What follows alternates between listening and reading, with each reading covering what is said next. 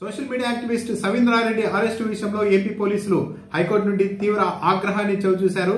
High court పలు ప్రశ్నలు సంధించింది. సోమవారం సాయంత్రం సవీంద్రారెడ్డి ఆయన భార్యతో కలిసి కారులో వెళ్తున్న సమయంలో మార్గ మధ్యమంలో 5గురు అటకాయించి బలవంతంగా అతడిని అదే కారులో తీసుకుని వెళ్ళిపోయారు. ఆయన భార్యను నడు రోడ్డు మీదే వదిలేశారు. ఆమె బతిమలాడుకున్నా సరే వదిలిపెట్టకుండా తీసుకెళ్లిపోయారు. తాము తాడేపల్లి పోలీసులం అక్కడికి వచ్చి మాట్లాడుకోండి అంటూ చెప్పేసి వెళ్ళిపోయారు. అయితే ఆమె అదే రోజు సాయంత్రం అక్కడికి తాడేపల్లి పోలీస్ స్టేషన్కి వెళ్తే తాము ఎవరిని అరెస్ట్ చేయలేదని చెప్పారు. దాంతో ఆమె హైకోర్టులో పిటిషన్ వేశారు. హెబియస్ కార్పస్ పిటిషన్ దాఖలు చేశారు. దానిపైన నిన్న హైకోర్టు విచారించింది. ఆ సమయంలో పోలీసుల తరఫున న్యాయవాది పోలీసులు ఎవరిని అరెస్ట్ చేయలేదు, సవీంద్రారెడ్డిని మేము అరెస్ట్ చేయలేదు అని చెప్పారు. అదే సమయంలో ఇంకెవరైనా ఏ పోలీస్ స్టేషన్ కి సంబంధించిన పోలీసులైనా అరెస్ట్ చేసి ఉంటే అంటూ మాట్లాడగా హైకోర్టు ఆగ్రహం వ్యక్తం చేసింది.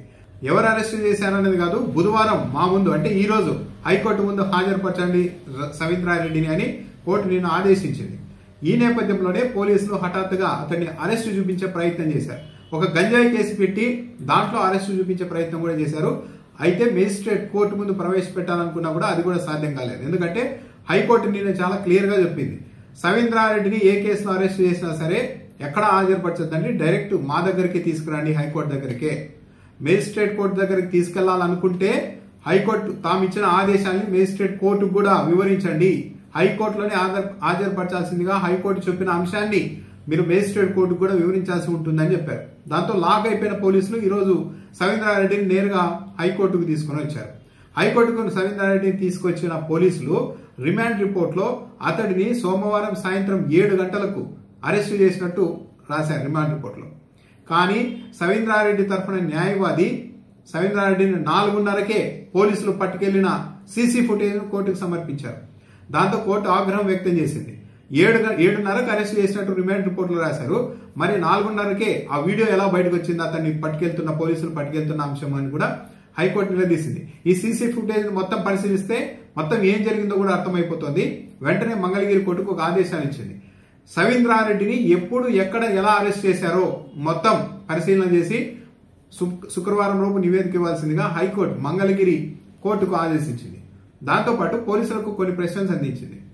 అసలు మీరు యూనిఫామ్ లోనే వెళ్లారా అరెస్ట్ చేయడానికి అన్నప్పుడు యూనిఫామ్ లో వెళ్ళలేదని చెప్పారు. అంటే మామూలు డ్రెస్సుల్లో వెళ్లారు.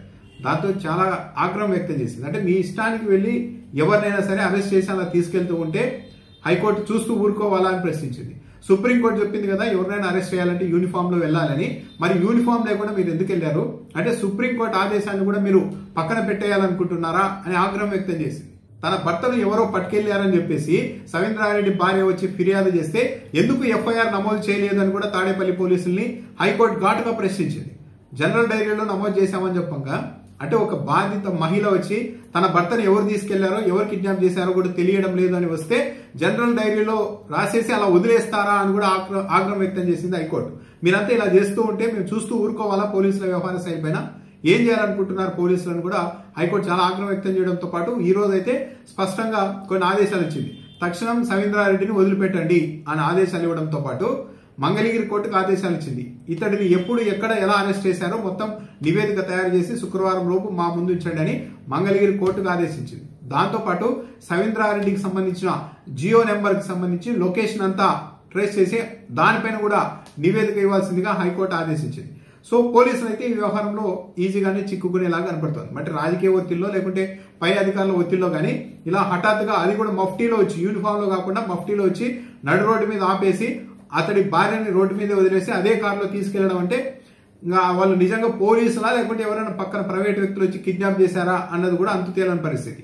తక్షణం పోలీస్ స్టేషన్ కి ఆమె వెళ్తే అక్కడ ఎఫ్ఐఆర్ కూడా నమోదు చేయకుండా జనరల్ డైరీని పెట్టారు. నిన్న కోర్టులో హెబియస్ కార్పస్ పిటిషన్ వేసిన సందర్భంగా కూడా పోలీసుల తరఫున న్యాయవాది అయితే ఎవరిని మేము అరెస్ట్ చేయలేదు సవీంద్రారెడ్డిని అని చెప్పారు. అంటే మొత్తం గందరగోళంగా వ్యవహారం చేశారు. చివరికి హైకోర్టు ఆగ్రహం వ్యక్తం చేయడంతో ఈ రోజు హైకోర్టులో హాజరుపరిచారు. 7:30కు అరెస్ట్ చేసినట్టు చెప్పారు. కానీ 4:30కే అతడిని పట్టుకెళ్లిన సీసీ ఫుటేజ్ కూడా న్యాయవాదులు కోర్టుకు సమర్పించడంతో మొత్తం వ్యవహారం బయటపడింది.